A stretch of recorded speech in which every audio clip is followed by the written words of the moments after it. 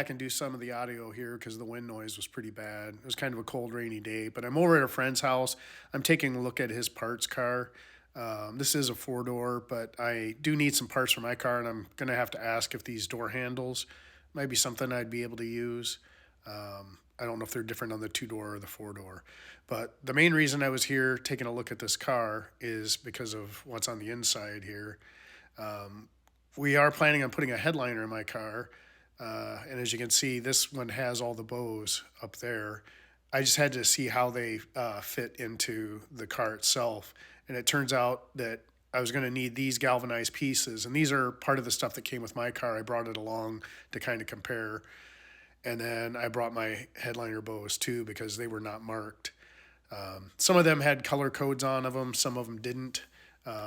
All these bows do have color codes too, and they are visible. Also, you can see that galvanized piece up there. I did have that, but I don't have these clips. These clips, I don't know how they go in there. I'll have to ask Tom how those work. But the other part that I'm missing is this part that goes down back here. It might be in the pile of parts that came with my car. That's just something that I'm going to have to check out. But, just got a lot of stuff to sort through here. The next part here is there's a little clip on that rear bow. You see that little rusted piece. I might need to get those, and then I'm going to need to get the wires that go in the back that put tension on the back part of the headliner.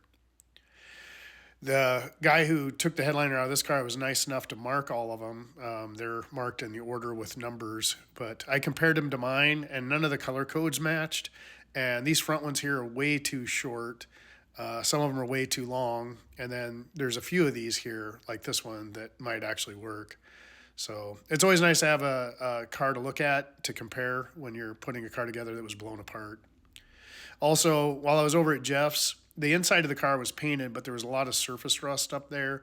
So I scrubbed it down with a Scotch-Brite. I sprayed it with Ospo, and I wound up repainting that with some Eastwood rust encapsulator.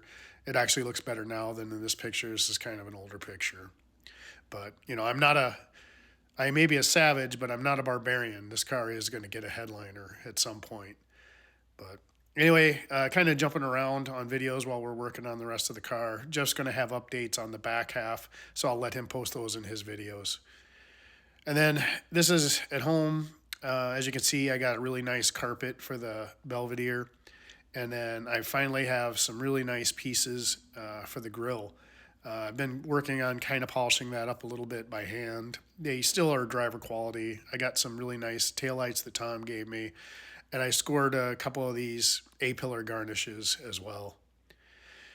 The only other question is, I have a line on some used A100 seats. I was going to use these in the Belvedere, but I might wind up using these in the Jack Pine. As you can see, I also got new carpet for the Jack Pine at the same time.